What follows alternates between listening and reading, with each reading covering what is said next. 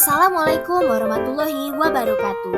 Halo semuanya, perkenalkan nama saya Marisa Puspanan dengan nomor NIM 2005113685 asal prodi PGSD kelas 3A Universitas Riau.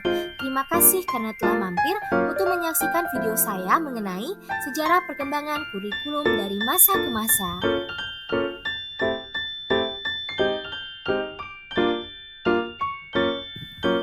Bicara tentang kurikulum, apakah kalian sudah tahu apa pengertian dari kurikulum itu sendiri?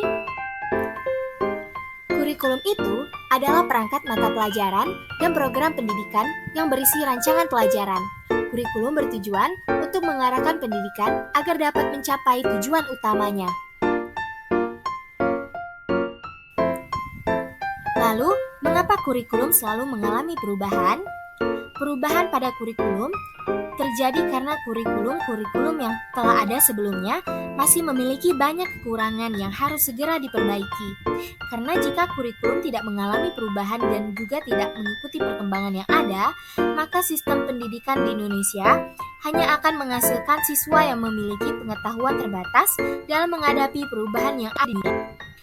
Adapun faktor-faktor yang mempengaruhi perkembangan kurikulum itu sendiri mencerminkan idealisme dan perubahan keperluan masyarakat dan negara. Beberapa faktor yang mempengaruhi pengembangan kurikulum antara lain adalah perguruan tinggi, masyarakat, sistem nilai, filosofis, psikologis, politik, pembangunan negara, dan perkembangan dunia, serta iptek. Lalu, bagaimanakah perkembangan kurikulum di Indonesia dari masa ke masa? Jadi, kurikulum yang diterapkan di Indonesia terdiri dari 11 kurikulum yang akan saya rangkum dalam beberapa menit ke depan. Adapun kurikulum yang pertama kali diterapkan di Indonesia adalah kurikulum 1947.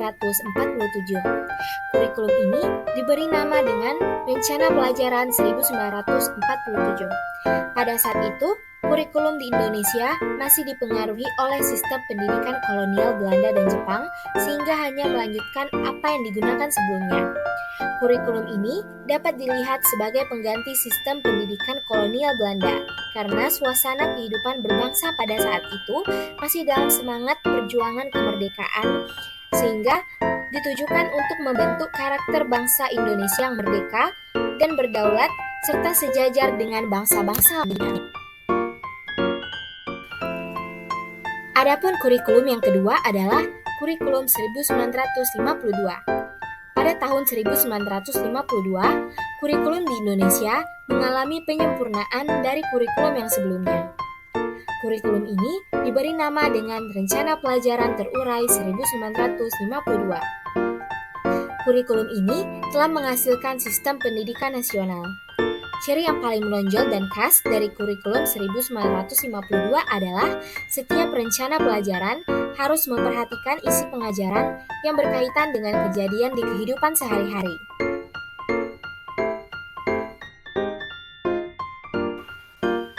Kurikulum yang ketiga adalah kurikulum 1964. Menjelang tahun 1964, pemerintah kembali menyempurnakan sistem kurikulum di Indonesia. Kali ini diberi nama dengan Rencana Pendidikan 1964. Kurikulum ini berfokus pada pengembangan daya cipta, rasa, karsa, karya, dan moral yang biasa disebut dengan Pancawardhana. Mata pelajarannya pun diklasifikasikan dalam 5 kelompok bidang studi, yaitu moral, kecerdasan, emosional atau artistik, keterampilan, dan juga jasmania. Kurikulum yang keempat adalah kurikulum 1968. Kurikulum ini merupakan pembaruan dari kurikulum yang sebelumnya. Pada kurikulum 1968, dilakukan perubahan struktur kurikulum pendidikan dari Pancawardhana menjadi pembinaan jiwa Pancasila, pengetahuan dasar, dan kecakapan khusus. Kurikulum 1968 bertujuan bahwa pendidikan itu ditekankan pada upaya untuk membentuk manusia Pancasila sejati, kuat, dan sehat jasmani, mempertinggi kecerdasan dan keterampilan jasmani, moral, budi pekerti, dan keyakinan beragama. Selanjutnya, Kurikulum yang kelima adalah kurikulum 1975. Kurikulum ini menekankan pada tujuan agar pendidikan menjadi lebih efisien dan efektif. Metode, materi, dan tujuan pengajarannya dirinci dalam prosedur pengembangan sistem instruksional atau disingkat dengan PPSI. Kurikulum ini menerapkan rencana pelajaran setiap satuan bahasan, setiap satuan pelajarannya dirinci lagi. Kurikulum yang keenam adalah kurikulum 1984. Kurikulum ini mengusung proses skill approach atau pendekatan keterampilan proses. Kurikulum 1984 menempatkan siswa sebagai subjek belajar. Dari mengamati sesuatu, mengelompokkan, mendiskusikan, hingga melaporkan. Model ini disebut dengan cara belajar siswa aktif yang biasa disingkat dengan CBSA. Kurikulum yang selanjutnya adalah kurikulum 1994. Kurikulum ini dibuat sebagai penyempurnaan dari kurikulum yang sebelumnya dan dilaksanakan sesuai dengan Undang-Undang Nomor 2 Tahun 1989 tentang Sistem Pendidikan Nasional. Kurikulum ini menerapkan sistem catur bulan. Tujuan pengajarannya menekankan pada pemahaman konsep dan keterampilan menyelesaikan soal dan pemecahan masalah. Kurikulum yang selanjutnya adalah kurikulum 2004 yang biasa dikenal dengan kurikulum berbasis kompetensi atau KBK. Kurikulum ini menerapkan sistem semester. Peserta didik dituntut untuk aktif, sementara guru berperan sebagai fasilitator. Ciri lain dari kurikulum ini adalah menekankan kepada ketercapaian kompetensi siswa baik secara individual maupun klasikal. Selain itu, kurikulum ini juga berorientasi pada hasil belajar dan keberagaman. Penyampaian dalam pelajaran pun menggunakan pendekatan dan metode yang bervariasi. Kurikulum yang selanjutnya adalah kurikulum 2006 yang biasa dikenal dengan kurikulum tingkat satuan pendidikan atau KTSP. KTSP adalah kurikulum operasional yang disusun dan dilaksanakan oleh masing-masing satuan pendidikan. Penyusunan KTSP dilakukan oleh satuan pendidikan dengan memperhatikan dan berdasarkan standar kompetensi serta kompetensi dasar yang dikembangkan oleh Badan Standar Nasional Pendidikan atau BSNP. Tujuannya adalah meningkatkan mutu pendidikan melalui kemandirian dan inisiatif sekolah, meningkatkan kepedulian warga sekolah dan masyarakat dalam pengembangan kurikulum, serta meningkatkan kompetensi yang sehat antar satuan pendidikan tentang kualitas pendidikan yang akan dicapai. Kurikulum yang selanjutnya adalah kurikulum 2013. Kurikulum ini lebih mirip dengan kurikulum berbasis kompetensi. Model kurikulum berbasis kompetensi ditandai dengan pengembangan kompetensi berupa sikap, pengetahuan, keterampilan berpikir, dan keterampilan psikomotorik yang dikemas dalam berbagai mata pelajaran. Kurikulum 2013 dikembangkan dengan memberikan kesempatan kepada peserta didik untuk dapat mengembangkan potensi dan kemampuan yang mereka miliki. Kurikulum ini dikembangkan berdasarkan prinsip bahwa setiap peserta didik berada pada posisi sentral dan aktif dalam belajar sehingga dapat dikatakan bahwa guru hanya berperan sebagai fasilitator. Peran peserta didik di dalam kegiatan pembelajaran pun lebih diutamakan sehingga potensi yang ada dalam peserta didik itu pun dapat tersalurkan dan bisa berkembang. Penyelenggaraan pendidikan seperti yang disampaikan dalam Undang-Undang Nomor 20 Tahun 2003 tentang Sistem Pendidikan Nasional diharapkan dapat mewujudkan proses berkembangnya kualitas pribadi peserta didik sebagai generasi penerus bangsa di masa depan.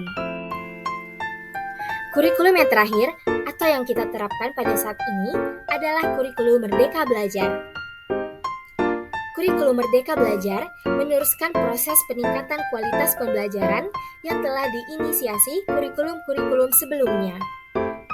Kurikulum ini lebih menguatkan praktik kurikulum berbasis konteks satuan pendidikan yang sudah diatur dari kurikulum sebelum-sebelumnya.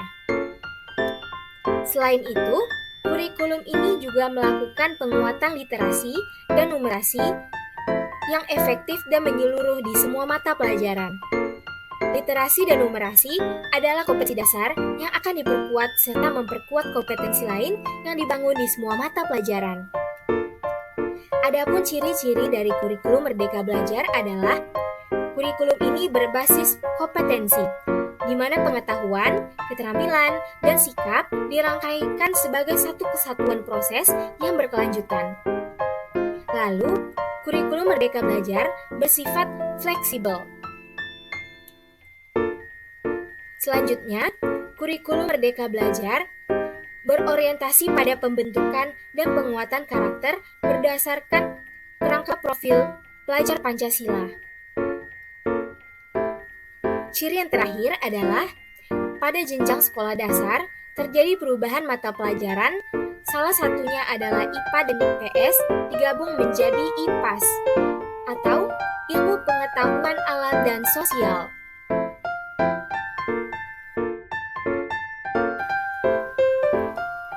Nah, itu tadi sejarah perkembangan kurikulum di Indonesia dari masa ke masa, dimulai dari periode sebelum kemerdekaan hingga periode sesudah kemerdekaan. Dapat disimpulkan bahwa kurikulum merupakan sejumlah mata pelajaran yang harus diselesaikan oleh siswa serta rencana pembelajaran yang dibuat oleh guru dan sejumlah pembelajaran belajar yang harus dilakukan oleh siswa.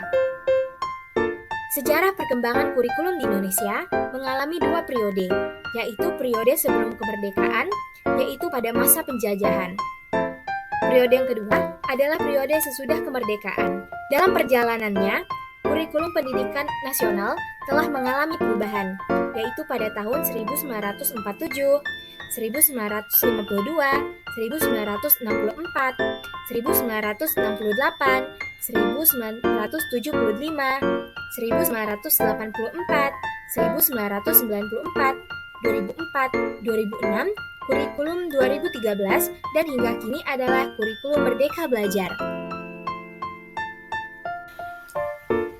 Perubahan kurikulum merupakan konsekuensi logis dari terjadinya perubahan sistem politik, sosial budaya, ekonomi, dan iptek dalam masyarakat berbangsa dan bernegara.